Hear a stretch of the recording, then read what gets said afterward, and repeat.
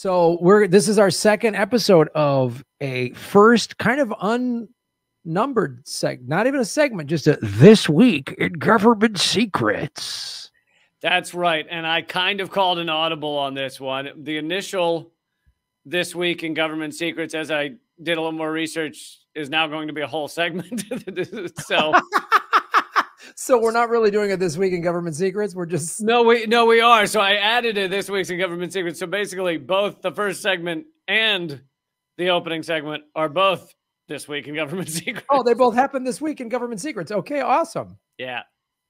So the short one is the real This Week in Government Secrets teaser is this week, and actually today in 1942 and during World War II, was the turning of the tide in the Battle of Stalingrad in the Soviet Union. The forces under General Zhukov launched Operation Uranus, which I think most battles should be called Operation Uranus, honestly. Just Operation Ballsack. Yeah. You know, because honestly, if your soldiers on the other side and they're coming at you screaming Uranus, like, I feel like it's intimidating. It would have an intimidation power. I would be like, boy, this is going to be a weird invasion. I'm going to tell you this right now. This is what type? Actually, do you have binoculars? What type of weapons are they holding? What is this? Do they all have strap-on dildos? Yeah. What is going on? Yeah. But Operation Uranus, if you want to be a little more polite about it for dinner conversation, was a counterattack at Stalingrad. It turned the tide of the battle in the USSR's favor. And here's where the government secret side of things comes into it. We've mentioned this before, is that the Soviet Union, in just the Battle of Stalingrad, lost over 1 million soldiers. And in the totality of World War II, lost 24 million people. Thought I'd throw that in there as a little today in Government Secrets. Happy November, everybody. Yeah. When I was in Russia 2 years ago, and I went to St. Petersburg, which was formerly called Stalingrad, there was people telling me about it. And they're like, their grandparents and the rationing that happened there. You were given like a piece of bread. This was it. And there was like, not only did a bunch of soldiers die, people died from starvation. Yeah. It was brutal. It was gnarly, man. I mean, what the Russians had to go through in World War II is like, what we went through was pales in comparison. Like, we lost maybe 420,000 people total. That's including Pearl Harbor. And they lost 24 million people and many civilians. I mean, it was just awful. But it was we're still the heroes. Of course. Yes. We're the heroes of everything. America's always great. Always. I mean, because he seemed to be forgetting, Graham, America. Okay. Yeah. Yeah. Well, obviously we have a great judicial system, as we saw today. So, I mean, everything's just stacking up for America. Yeah. You can slice and dice what happened in the Rittenhouse trial a million different ways, but I don't think you can ever get beyond the factor that in America, if you're a white guy, you can shoot and kill someone who's chasing you or swinging a skateboard at you and serve no time. If you're a black guy, you hold up a cell phone, you'll likely be killed by police. So that's, you can get into all the details of who was doing what or who was running where or whatever the fuck. Yeah. But that fact won't change. If a black man brought an AR-15 to a protest and was running towards the police, they would have fucking gunned him down. It wouldn't last long. Yeah. Yeah. Well, really, honestly, I don't think he'd have to run towards the police. I think standing around, it would get ugly for him real quick. Mm-hmm. But anyway, that's getting aside from This Week in Government Secrets. Yay! Now it's gonna have more of a Benny Hill theme. So, since it's kind of a secondary This Week in Government Secrets, I guess we'll start with this for segment one. This is now we've done the true history of Thanksgiving in past episodes, so I wasn't intending to just make it that, but this is specifically about the tribe that helped the first pilgrims survive in that time. And for those who don't know, and we really shouldn't call it Thanksgiving, and I'll get into why we shouldn't call it that, but we should come up with a new, let's call it Family Day. People hang out with their families or something. But anyway, this is the 400th anniversary this year of America Gluttony Day. Yeah, call it Eating Lots of Shit Day. But this is the 400th anniversary. It was 1621. So, were you aware of that, Grant? No. Do you have the appropriate streamers and pointy party hats? I will have to go back and change them because I didn't realize this was 400, but I will go. I'm going to go to a party city as soon as we're done recording the show and get my 1621 400 anniversary. There we go. That's what I was hoping to hear. Memorabilia. This is from the Seattle Times, and they did a great article. And this is Government Secrets Segment 1, also of This Week in Government Secrets. A double play of This Week in Government Secrets. I was hoping that would go on for the next 14 minutes. We're doing 2 of the similar segments coming up. This is this week, these 7 days together. It happened on this same day or week within past years of government secrets happening now. Oh, shit. Someone in the chat was saying that I was incorrect, that actually St. Petersburg was Leningrad. Oh. But I thought they changed it from Leningrad and then, well, it was Stalingrad. And then when they de-Stalinized the country, they changed it to Leningrad and then it got changed to St. Petersburg. But I could be wrong. Anyway, that's who gives a shit. I bet if I'm not going to do it because I'm going to start reading this story, but if Kate wants to get on the Google machine, she could figure that out in probably 30 seconds. Get on the Google machine, Kate. Well, we need our hordes of producers to handle this right now. Well, one of them is a secret, and I don't know if he or she is watching right now. Do we have a video feed of he or she in silhouette with a voice alteration we could go to? Stop talking about Graham's hair and move on. Oh, okay. That's weird. All right. On a hilltop above Plymouth Rock in Plymouth, Massachusetts, there's a quiet tribute to the American Indians who helped the starving pilgrims survive. Few people bother to visit the statue of Mcconaughey, the chief or sachem of the Wampanoag Nation, whose people once numbered somewhere between 30,000 and 100,000, and whose land once stretched from southeastern Massachusetts to parts of Rhode Island. This year's the 400th anniversary of the Pilgrims' arrival. The actual history of what happened in 1621, though, bears little resemblance to what most Americans are taught in grade school. There was likely no turkey served, there were no feathered headdresses worn, and initially there was no effort by the Pilgrims to invite the Wampanoags to the feast that they'd made possible. There was also no getting so drunk that you accidentally kiss your cousin at the end of the night. I added that part. In the 1600s, they lived in 69 villages, each with a chief or a sachem and a medicine man. They had messenger runners, members of the tribe with good memories and the endurance to run to neighboring villages to deliver messages. So it was like a human form of walkie-talkies. They hadn't yet come up with the can and the string, so. This is pre-can and string technology. Pre-can and string. It was lean times pre-can and string. They had traded and fought with European explorers since 1524. So there's kind of secret number one is 1621. The Pilgrims were not the first white people they ever saw. A lot of people, when I was growing up, I totally believed that was the first, white people to have ever shown up. The Wampanoags were nearly wiped out by a mysterious disease that some Wampanoags believe came from the feces of rats aboard European boats, while other historians think it was likely smallpox or possibly yellow fever. It was known as the Great Dying. The pandemic lasted 3 years. So that's pre-Pilgrims, but post-white people. So it clearly could have come from white people, likely came from white people.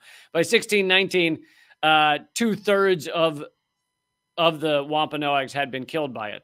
I mean, could you even fucking imagine 2/3?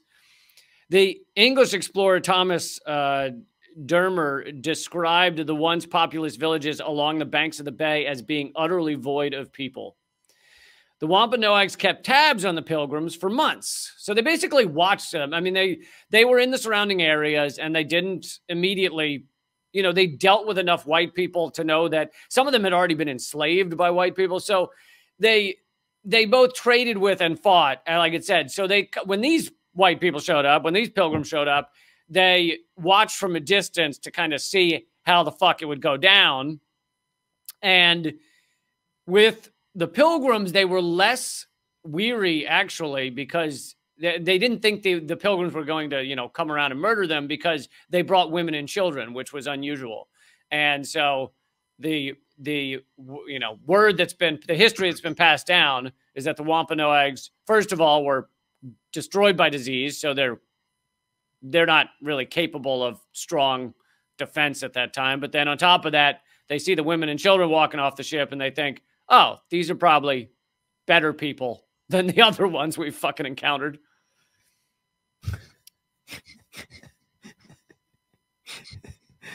Moral of the story, there's no such thing as good white people. Yeah, yeah.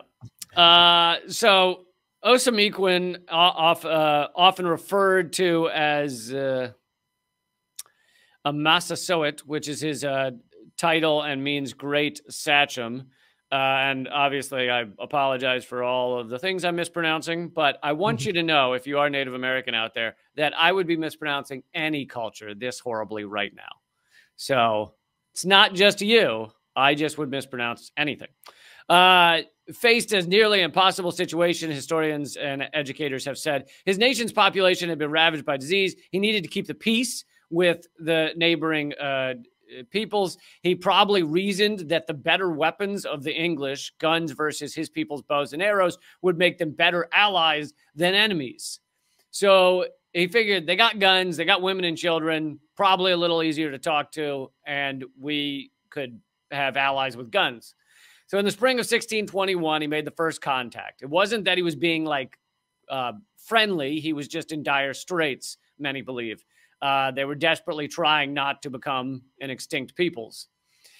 By the fall, the Pilgrims, thanks in large part to the Wampanoags, teaching them how to plant beans and squash in a mound with maize around it and use fish remains as fertilizer, had their first harvest of crops. So the Pilgrims are really suffering. I mean, they're fucking starving to death. Right. And without being taught some of the tricks, they likely would have died out. I think many of them did die, but they likely would have completely died out. So they had this first successful harvest of crops. To celebrate the success, the Pilgrims had a big harvest feast that became the basis for what's now called Thanksgiving. The Wampanoags were not invited. So there's your first government secret. This grand feast was not, let's have them over to thank them for what they've done for us. They helped them, and then well, thanks for the help, but we're kind of busy throwing a big party that you can't come to. I mean, you know how it is. You ask your neighbors if they can donate some beer, and then you don't invite them to the party. Right, exactly. You guys say, can we borrow your cooler? And then, but there's no space in our backyard. Yeah. Can we borrow? Do you have any giant coolers that could hold like 100 beers? Oh, what are you using it for? Nothing. Nothing's going on tonight. Nothing. We're fine. It's for body parts. I chopped up a dude. Go away. Give me the cooler. Go away. Oh, what assholes! 400 years ago, still just wouldn't even invite them to you helped us live. You helped us survive. But we just couldn't, it wasn't room at the party. You know what I mean? It was kind of one of those weird oval tables, and they just didn't have enough. You know what I mean? Like they ran out of chairs was the real problem. They ran out of chairs. You get, I mean, you guys have no place to sit. I just feel bad for you. So it's awkward. Yeah. So right. It's better. You can take some in a to-go box. Do you want some in a to-go box? Just don't hang out here, because we don't want to talk to you, really. This honestly feels like this is why the wealthy have always been horrible. I remember I directed this short film, Hello Junkie, and I did it with my buddy Tim Bennett, and we took it to a bunch of festivals, and we were invited to some big, rich film festival up in Napa Valley, Sonoma County, one of those big Northern California wine things. Yeah. And the festival was sponsored by Porsche. And they had a big closing night party. And everyone gets a Porsche. And the filmmakers weren't allowed in this main tent. Really? We're like the rich people. And we were like, what? And they're like, it was just for them. Like, I was like, why did you invite us here? Like, they literally didn't let we had to sneak in, and they were like, what are you guys doing here? Like, well, we're the filmmakers of your film festival. And they're like, oh, okay. Well, you guys kind of stand over there. It was like, I was like sitting there like, fuck this place. Wow. And they were rich assholes. They didn't care about us at all. We were like the help. It's like, why did you guys even have a film festival? Exactly. They viewed you like, to them, a film. They're so wealthy that a movie is like a dinner dish, and you're the one that cooked it. So you can walk up and say, "I hope you enjoyed the dish I made," and they can go, "Oh, it was excellent, thank you. Now scurry along." Yes, that was like, you guys. If it wasn't for filmmakers, you wouldn't have a film festival. You fucking rich sacks of shit. It was just like, I was so mad. It was the Sonoma Valley Fest or something. We were just like, we were so pissed off. And like, and there was these big Porsches and these giant tents. I mean, this was a festival that spent hundreds of thousands of dollars on tents and catered food. And we were treated like rats. And so you might not know this looking at us filmmakers, but it turns out several of them very good at setting tents on fire. So that part went really well. That part of the festival. That was great. We had a bonfire of Porsches.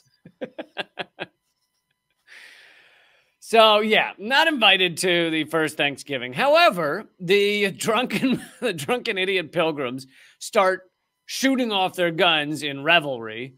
And I imagine, with muskets, that was pretty rare because it's first of all, they don't have that many musket balls. It's a lot of effort. So I think it was rare to hear muskets going off without there being a reason. So right.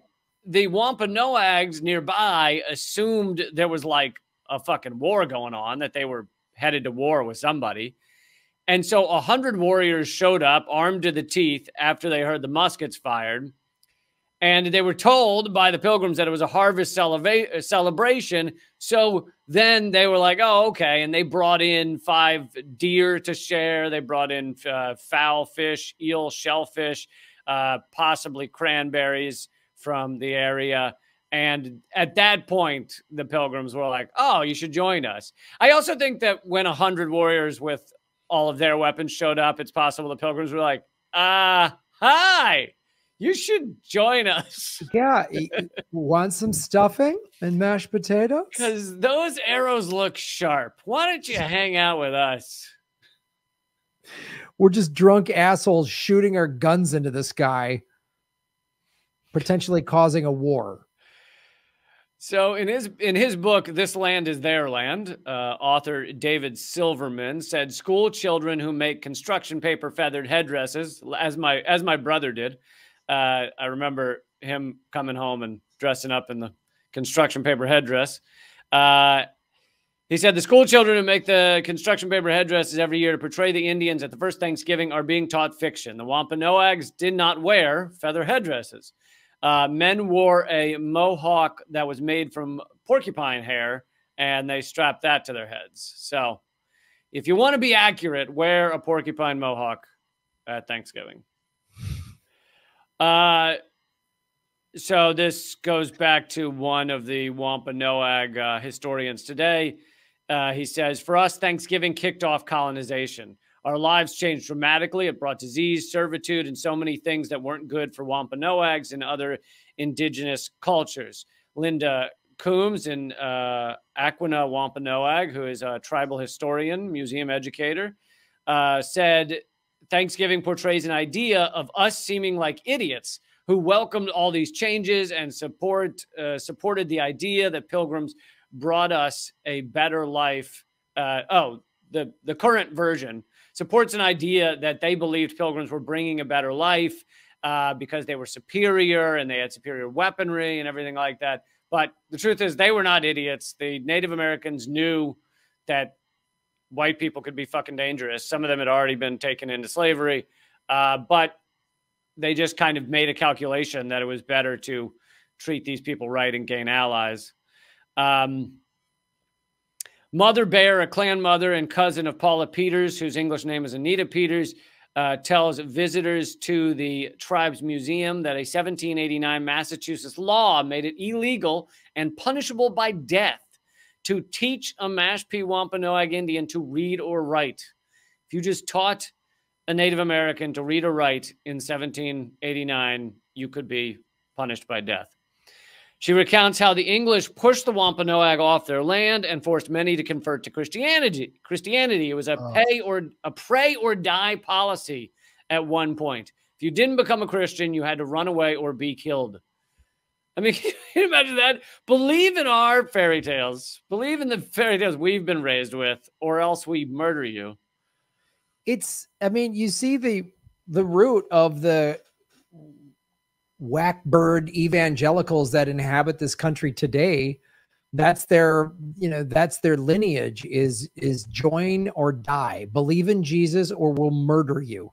Like that is the history of Christianity in this country, is murdering people into believing in your craziness and not educating. I mean, this is just, well, and it's funny because one of the arguments, for religion that you hear is people say it's a famous quote, without God, all things are possible. Meaning without God, people would just kill each other and do whatever, fuck a goat, who knows? Yeah. But the truth is most of all the most horrible things that are done and like done with no ramifications, no punishment, it's usually because of religion. So when it's done on a large scale, like, oh, we can just destroy this entire people's, that's usually done with like, oh, well, because God told us this is the thing to do. Slavery, God told us this is right. So really it's with God all things are possible. With your concocted God. Like, and it's funny too, like so much this story that we hear so often, like the indigenous tribes, believed in some type of God or higher power. They were working in unison with the land, but because they didn't believe in this evil, mean Jesus guy, they were called savages. And it's like, no, their spirituality and interpretation of it seemed to be less insane than yours. Well, and so much of it was connected to nature. I don't claim to know or study or understand all of it, but so much is connected to nature. It's like, that form of religion or spirituality makes so much more sense than the kind where you just rape all the land and assume it's going to be fine. It makes so much more sense. And I know we're generalizing. Look, there were 600 indigenous tribes in America, and there was fights within them and people were looking for, I mean, like, I get that. And there was one dumb tribe of like 10 people that did worship a tree stump. So listen, you're going to have idiots in any group. There's always one. There's always one. But yeah, in general, it's usually like the indigenous tribes were working in unison with the land because they needed to survive it. And then like the European colonizers with their crazy Christianity came in and said, no, we're going to control everything to our liking. And it's like, oh boy. Yeah. And God put all this here for us to just exploit endlessly. Do whatever we want with.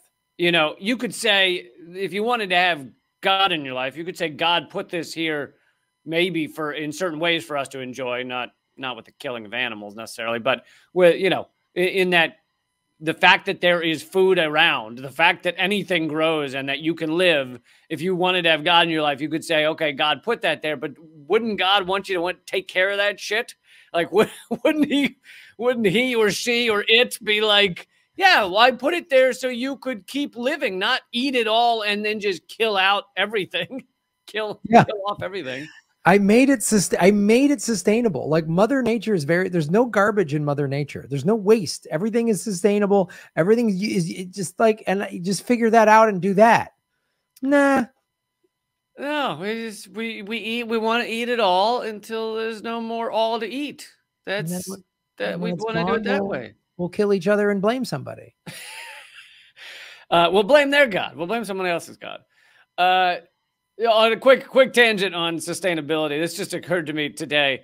So Bezos and to some degree Elon Musk and some of these other billionaires have been saying, okay, well, we're using up all the Earth's resources. So Musk believes we have to go create a Martian city. And Bezos has said that eventually we will all live in pods in spaceships, and you will visit Earth as like a destination, like going to visit a natural park. And his reasoning behind this is we will have too many people for the Earth to sustain. So we'll have to all go live in pods in the space and then come visit Earth. And it's like, gotta get this straight, motherfucker. Like, if you're in a pod, let's say a massive pod in space, and there's a million of you, this massive thing out in space, how are you going to live? You're going to live with incredibly, like, perfected sustainability. Like every little thing is going to be reused. You're going to make sure that all of the stuff is parsed out perfectly for each human being. The only way to survive in fucking pods is to have like awesome sustainability, the opposite of what we're fucking doing on this planet. Gee, I wonder if we implemented that here, maybe we wouldn't need pods. Hey, there turns out there's a pod in space that can hold about 10 billion people if we just allot the resources correctly. It's called Earth. Weird. Mind blown. Oh, God. How did we let that guy circle the Earth and not blow him out of the sky? I mean, how did that happen? You do got to wonder how the one guy putting the little tiny O-ring on one of the tubes wasn't like, you know, maybe I leave out this O-ring. Maybe I put a book of matches near the gas tank. Maybe. So, let's see. So Frank James, a well-known Wampanoag activist, called his people's welcoming and befriending the Pilgrims in 1621 perhaps our biggest mistake. In 1970, he created a national day of mourning that's become an annual event on Thanksgiving for some Wampanoags. After planners. So basically, there was a 350th anniversary of the Mayflower landing 50 years ago, 1971. And they had this big celebration, and they invited him to come speak. I believe the same Wampanoag, Frank James.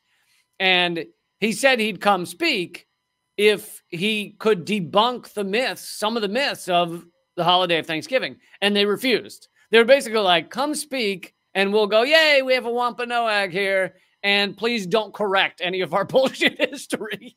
Please just tell us that we all had a big feast and it was lovely and we love each other. So instead, he and others started this National Day of Mourning that's gone on since 1970.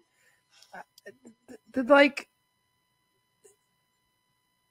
you want this guy, the avoidance of the truth, the denial that is in so many human beings just in general, but it also just the diehard American historian that just doesn't want to hear this truth. It's like, I don't get it. I don't get like what happens. Like, what do they think if this truth is sold and on a mass scale? What would it just like, you can't enjoy pumpkin pie anymore? You know, you can still have your fucking dumb pumpkin pie and watch your stupid football and jab your dumb mouth full of a bunch of stupid food. Graham, this country's built on lies, and you take those out, it's like taking the bottom bricks out of the Jenga puzzle. Yeah, I know. This whole country is just built on lies. It is just like, and no one wants to face it. It's unbelievable. It's but you're absolutely right, though. The irony is if we actually confronted our history and taught people the real history, and without saying, you know, we got to go backward, like we are where we are. There are millions upon millions of a variety of people in this area of the world, in this area of the country, etc. And so without going backwards, you could just acknowledge the past, what's been done, and say, and it'll inform how we behave now. You know, maybe we should give Native Americans a lot more freedom and rights, right to their own land, etc. Things like that. And it would inform us going forward. But instead, we're like, no, no, no, no, no, no, no, no, no, no, no, no, no, no. We're just fucking fingers in the ears, hand over the eyes. Yeah, Native Americans can't even own their own land on reservations. Like they can't. It's just like unbelievable. I mean, all the loopholes with the FBI that creates this murder, the high number of murdered and missing Indigenous women, because tribal police can't even investigate on their own land. I mean, it's just like it would make us all feel better about being Americans. I mean, it would make us feel like, okay, we fixed it. You know, like it would make for a better country. It would make a more equitable country. It would make for a better country financially. I mean, it would just make everything, if we got rid of the systemic racism and dealt with this stuff correctly, it would make the country better. So like these people that are living in denial are just like, they're just like holding the whole country back. It's just unbelievable. Yeah. And it gets in terms of their land and everything, it gets even more hilarious. In 2015, about 300 acres was put. So the Wampanoag they didn't even get a reservation because for a long time the federal government denied they were a tribe any longer. But in 2015, about 300 acres, so under Obama, 300 acres was put in a federal trust for the Wampanoag, the Mashpee Wampanoag under President Obama. That it essentially gave them a reservation, although it's composed of dozens of parcels that are scattered throughout the Cape Cod area and represents 0.5% of their historical land. So they were able to get 0.5% of their historical land. Then Trump came into office and put in motion efforts to undo that. So to me, this is the perfect example of the difference between the Republicans and the Democrats. Obama is 0.5% better than Donald Trump. That's the difference. Yeah, that's it. And that's the difference. That the Democratic Party will give you this teeny little table scrap. Yeah. That's kind of an insult, is barely does anything. It's just a symbolic gesture. It's the best it can be. And the Republicans still shit on that. Like, that's how awful these dumb two parties are, is that. And yeah, if you want 0.5% of change, then I think the Democrats going forward, all of them should run with that as the motto. Their logo. 1% of change. That's it. That's what this infrastructure bill is. That's what this Build Back Better nonsense. It's a 0.5% better. Absolutely. So Trump puts in motion something to undo it. Now Biden's in office, and it comes down. So it's up in the air as to whether they actually have this land or not, or can develop on this land. And so now it's up to the Secretary of the Interior under Biden, the first ever Native American in a cabinet, Deb Haaland, Secretary of the Interior. But so far, it doesn't seem like they have the answer. So she's not acting quickly on saying, yeah, that 300 acres is your land. Do with it as you see fit. So yeah, I mean, and I don't, maybe she'll do it eventually, but this is classic. I mean, they wouldn't have put her in that position if she wasn't about, 90% in line with the Democratic Party. So, of course, again, another symbolic gesture. First ever Native American woman in Congress. Awesome. That's great. That should have happened. Cabinet. That should have happened, decades ago. Great. But then it's the end of the day, still going to be just a neoliberal corporate Democrat, that's not going to shake anything up, not going to fight for anything, just going to say, oh, we're better than Trump. We're 0.5% better than Trump. That's all they've got. So just this last little piece. 5 years ago, the tribe started a school on its land that has about 24 kids. who range in age from 2 to 9. They learn math, science, history, and other subjects in their native Algonquin language. The tribe also offers language classes for older tribal members, many of whom were forced to not speak their language and therefore eventually forgot it, which stems from the time where they could literally be killed for being taught to read. Right. Here's a quote from Stephen Peters. History has not been kind to our people. Children were taken away. Our language was silenced. He said, people were killed, but still we persevered. We found a way to stay. Okay. I mean, I guess that's a couple of small bright spots. I mean, a couple of 0.5% of change. Yeah, that was 0.5% of positive there at the end of that story for you, Graham. I peppered some Parmesan cheese on top of the turd. Well, as far as this show goes, I'll take it. Thanks, Lee. Like, we're gonna rename the show. I'll take it. I'll take it. Oh God. Well, usually these segments end with me getting punched in the dick emotionally, but this was just sort of a kind of a just sort of, I don't know, tickle my balls just a little bit. That was better than your normal, just defeated moment of silence. Oh, that was just like, I want to get, I'll take, well, okay, I guess. Yeah. That's much better than normal. That's just like not fully defeated, but just sort of like, okay, well, cool.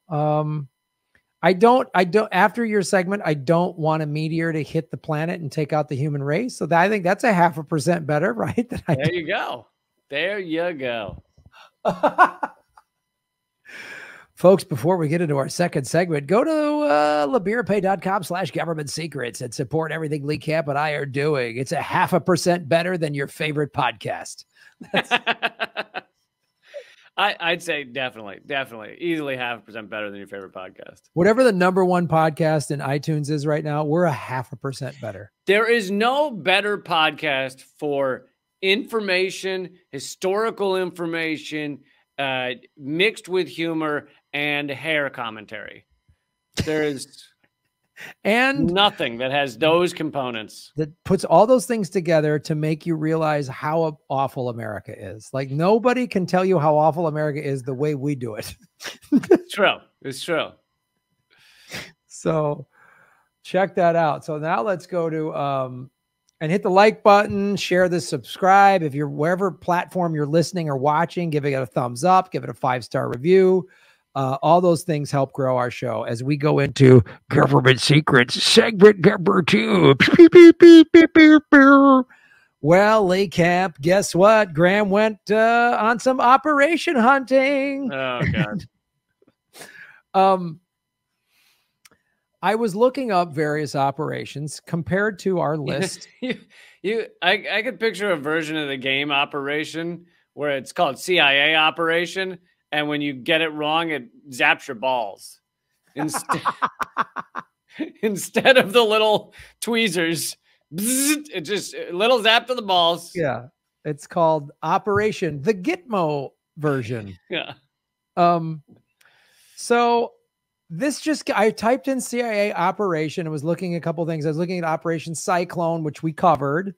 About how we backed the Mujahideen and we helped create how awful Afghanistan. We helped do all that. And then this just popped up. Operation Devil Eyes. Now, what could be wrong there? There's nothing. What could possibly be wrong there? I mean, it couldn't possibly be as good as Operation Uranus, or what was it? Yeah. Project Uranus. What did they call it? Yeah, it was an operation. It was Operation Uranus, which sounds like a colonoscopy operation. It does. It just sounds like an Operation Uranus. We're going to do an operation of Uranus. It's a Uranus operation. Operation Devil Eyes was the code name for a secret psychological warfare program in 2005 and 2006 by the United States Central Intelligence Agency to disarm. Oh my God, this was recent. Yes, to develop an Osama bin Laden action figure to distribute in South Asia, especially Afghanistan and Pakistan. The CIA worked in conjunction with toy maker Donald Levine, a former Hasbro executive. So now the CIA is cherry picking from Hasbro. So it makes you go like, uh-oh, was like the Frisbee or Gnip or any of those games. It's like, wait, did they make the game Operation? Maybe it was like, oh, let's field test this electrocuting people. He was credited with the father of the G.I. Joe toys. So of course they hired the guy that was like, you know, good at promoting war and getting young kids, especially young boys, myself included, to play with war and think that war is fun and cool. Which I loved G.I. Joe. G.I. Joe was great. G.I. Joe was the best. Kung Fu Grip, come on, best action figure ever. Absolutely. Levine designed a 12-inch lifelike figure of bin Laden, whose face was painted with material that, when heated, would peel off to reveal a demon-like visage with red skin, green eyes, and black markings. Did we get a photo of this in the slides to show people? Let me see. Because this is like insane. No. If you just have a web page open, you could just share that. Yeah, that's what I'll do. Let me show you this web page because you need to see. And for those of you listening on the podcast who do not get to see the things we say you need to see, you can join our live stream or watch the videos on really any of our channels, youtube.com/Graham Elwood, Rockfin. We both have pages there, and youtube.com/Moment of Clarity. We put it up at all those places. So if you are dying to see the images, check it out. Yes, go to rockfin.com and you can watch this show on either one of our channels where you get to see this image. Holy shit. Dude, he looks like the Dark Sith from Star Wars or something. Exactly. Like, what is that? It was like, so they sold an Osama bin Laden action doll. What the goal was, and I'll get into the details, was they wanted like young kids to buy it and think, oh yay, Osama bin Laden, he's our hero. And then it melts and they go, oh God, he's evil. He's the devil. Like this is like more insane than the vampire one that we did to a certain extent, where they would like kill people, and I forget which country it was, and then hang them and put holes in their necks, like the Philippines. This was up for auction. This is CBS's put this on their Twitter feed in November 10th of 2014. So wow, this is also a This Week in. Wow, we have 3 of them. This is 3 this weeks. So let me continue to read because there's 2 articles. One is a Wikipedia thing that I'm referencing just to give you the goal of the program was to scare children and their parents in an effort to turn public opinion against the real Osama bin Laden or Al-Qaeda. Levine sought to manufacture the toys in China, and he had business contacts there who could assist. So again, the good old CIA wants to terrify children. So that's cool. Only cool people do that. In 2014, the CIA acknowledged the existence of the program, but said it had been discontinued after Levine had produced only 3 prototype figurines. According to the Washington Post, however, an anonymous source in China with direct knowledge of the project said that hundreds of the toys were created and shipped to Karachi, Pakistan in 2006. They were giving them out in Pakistan? Yeah, in Pakistan, hundreds of them. And why this got a lot of news in 2014 was that one was sold in an auction for $11,879. Another one sold for $6,200 in 2015. The remaining one of the 3 known prototypes is believed to be in ownership of the CIA. They've got it in their vault of evil, stupid ideas or whatever. Their little glass case of stupid ideas we've had. Like, so did they where did kids find these? Did they advertise? Were they at like Toys R Us or some shit? Yeah, I don't know if they just like sold them in Toys R Us. Or did they rain them down from airplanes on countries that desperately needed food? You know, they need food. We're dropping action figures of Devil Osama bin Laden. It's really like, I know all the money and research that went into this stupid program that they didn't even use. Gee, I'm so glad we didn't just give people food and education and healthcare. I'm so glad we didn't do that. We wasted money on this dumb doll. What we have a lot of like food over here. So we like there's a lot of veggies. Like so we got extra celery and broccoli and stuff. Should we just drop that? No, no. Drop a devil Obama or Osama bin Laden, whatever. Not an Obama. Yeah, not an Obama. I'm so sorry. Oh, because he just dropped bombs. Meanwhile, Afghanistan was producing Devil Obama action figures. There is, and since they were shipping the dolls to one of the warmest climates in the world, there's no denying that the heat-sensitive material would fulfill its purpose to dissolve and reveal the evil-looking face. Like the dolls were 12 inches tall and in many ways looked like the G.I. Joes. In fact, the Bin Laden doll was designed by the father, by Donald Levine. This is the second article. They were like, get me the guy who designed the G.I. Joes. And they pick up the red phone to the G.I. Joe designer. We need him. Get him back in service. He's 95 years old, sir. It doesn't matter. He's mainly working with colostomy bags now, sir. That's all right.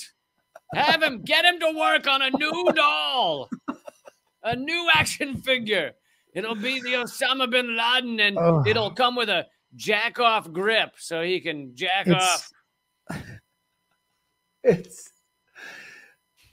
like, I'm sure when, like, only the CIA could make Hasbro like toys evil, like just like the only like, hey, a bunch of kids having fun. How do we turn that into something evil? How do we, it's just like, kids are having a birthday party. Yes, let's make frosting for kids' cakes. Maybe a psychotropic drug that makes the kids want to murder each other and kill their parents. And we'll drop, like, I'm like, you guys are fucking sick. The sickest, twisted jackasses. Yeah. Like, how many of these dumb operations have we done that just were insane? Our Operation Artichoke we've done, Operation Easy Chair. Remember that? Jesus. It's amazing that they get paid to sit around in a room. It's like a bad sitcom writer's room, but they're coming up with ways to kill people or manipulate people. It's a bad sitcom writer's room. It's like just guys come up with the dumbest. There's no such thing as a bad idea. All right. There's no such thing as a bad idea. How about I'm just spitballing here. I'm just spitballing. How about it's a wacky beer helmet, but the beer is cyanide. And the helmet is a knife through their head. And we give it away at monster truck rallies. Like, what the fuck? This plan, the Operation Devil Face, came as part of influence operations where the government uses tactics in order to change the majority view of a particular person or entity. And the guy from Hasbro passed away in 2014. And when his family was actually choked on one of the little swords that come with the G.I. Joes. It was very sad. What happened is he died in a fire and his face changed and turned into a devil. No, that's not what happened. But they questioned his family, apparently, when he passed away. And they said, Don Levine was a dedicated patriot and proud Korean War veteran. When called on, he was honored to assist our country. Proud, that's how you end up making the G.I. Joe cartoon. Proud Korean War veteran. In the Korean War, we literally bombed so thoroughly that the top generals were saying, we don't know what else to bomb. We've killed everyone. Like a third of their population died. It was the most horrific shit that you could imagine. And this guy's like, doing my duty.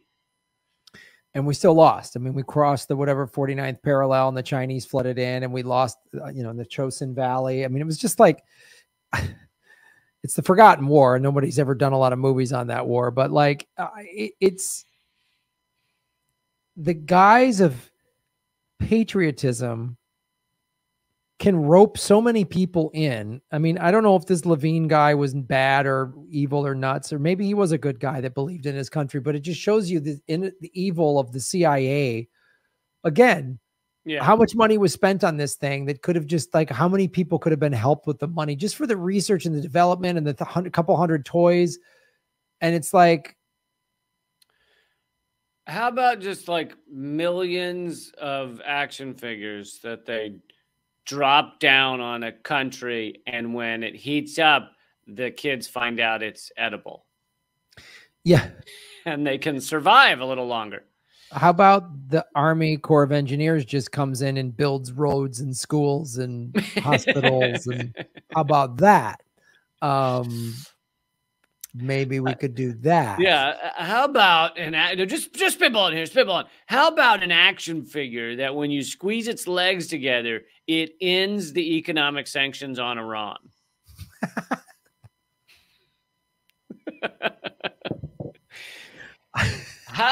How about a My Little Pony that when you dunk it in cold water, it allows Venezuela to get fucking medication because you're fucking sociopaths? How about the Malibu Barbie beach house that actually houses all of the homeless people that are in LA? How about that? In actual Malibu. In Malibu. They all get to stay at a Malibu beach house next to Matthew McConaughey or whatever, whoever's up there. Yeah, it's no, I think he's busy. He's busy getting ready to run for like Congress in Texas as a Republican, I think. Oh, great. That's all we need. Another dumb Republican. Oh. Like, you know what I like about this Congress? I keep getting older and they have the same bad ideas. Oh, what about a Green New Deal? All right, all right, all right. You didn't answer the question. You didn't answer the question. Now you're just, all of his press conferences is going to be like one of those insane Lincoln ads that just make no sense. You know, it's not about hugging trees. Like, what are you saying? Just Lincoln commercial crazy. Just nuts. He jumps into a pool. It's just him talking in a nice little drawl. Yeah. And it'll say, everyone will go, oh, this is what we need. I'll just be like, this is what we all got to do. And it's like, what's your policy? We just got to be all right, man. We got to just play right ball and talk to that bull that's standing in front of my Lincoln. Like, what are you saying? Dude, it was like a few of the, like one or two of the chapters of his book were the audio book were like free. And so I clicked on it and it's hilarious. It's so much like fucking like pseudo Zen garbage nonsense that like he's just like, man, I just live every day. Like, you got to smile. And like, what? Okay. What the fuck do I do with that? You know, you just gotta live with a smile. Yeah, if I was a good-looking celebrity millionaire with a beautiful wife who owned a soccer team, yeah, I'd probably be pretty smiley too. Like, what are you talking about? God. Man, you just gotta give more tax cuts to the rich and have a smile every day. Yeah, every day. Got to work, pull yourself up by your bootstraps. He's probably got some bullshit bootstrap story that's like, okay, rich kid. Yeah, he's like, well, he did. Yeah, he like grew up poor or whatever, or lower class. But then he's like, you know, standing around a set one day and they're like, hey, what if we put you in the film and make you famous for the rest of your life? All right, sounds good. All right, sounds good. All right, all right, all right. Yeah, some female producer went, hey, is it cool if you take your shirt off and we put you on camera? And he went, all right, all right, all right. And there you go. Now he's famous. Great. It all comes down to hard work, Graham. It all comes down to hard work. Yes, yes. The hard work of being bored with good genes. Yeah. If you just worked a little harder, Graham, then that hair thing you're working on would just be straight as an arrow. It really would. Exactly. I didn't work hard enough. This is my laziness. You didn't work hard enough. It's not the same hairline that my dad had. No, I'm lazy. That's what this is. I didn't manifest keeping the hairline I had in my 20s. That's my fault. Fucking idiots. You didn't believe in yourself is the problem, Graham. That's it. I didn't believe in myself. I didn't believe in myself. Oh, if he runs, I'm going to move to Texas and run against him. Like it's the only way I would ever live in Texas. It's like Austin is like West Berlin, but there's no surfing. Like there's no surfing in Texas. I couldn't live there. Like but I would run against that guy. And your whole motto, your whole campaign would just be your rom-coms suck. That'd be the whole campaign. One issue candidacy for Graham Elwood. Your rom-coms suck. That would be just every campaign. Like, what are you gonna do for Medicare for All? Remember that one movie that he just was still living in his parents' house, failure to launch, and Terry Bradshaw was his dad? Are we really gonna let that into the Congress, folks? Are we just gonna let that movie slide? Listen, we're just all pretend like that didn't happen. Somebody let Terry Bradshaw get in an acting job. We're just gonna let that happen. Are we just gonna let Matthew McConaughey have the brain matter that oozed out my ears when I watched that? Like, does he just get to keep that forever? I mean, we're going to just pretend these Lincoln ads didn't happen? Is that what we're going to do as a country? Sure, True Detective was good, but it was the writing mostly. I mean, let's be honest here. He didn't write that. You and I both know he didn't write that.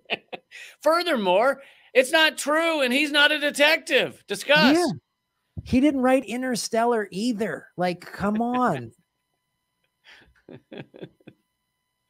So that's my segment. The government secrets about Matthew McConaughey. Listen, I don't mean to bum anybody out here, but he's always playing the same character called Matthew McConaughey. Yeah, the Lincoln lawyer. It's just Matthew McConaughey going, all right, I'm going to get you off, brother. Like, that's everything he does. But sometimes that is fun to watch. I will give you. Lincoln Lawyer is a good movie. So is Interstellar. I love Interstellar. So Interstellar. Interstellar is a good movie.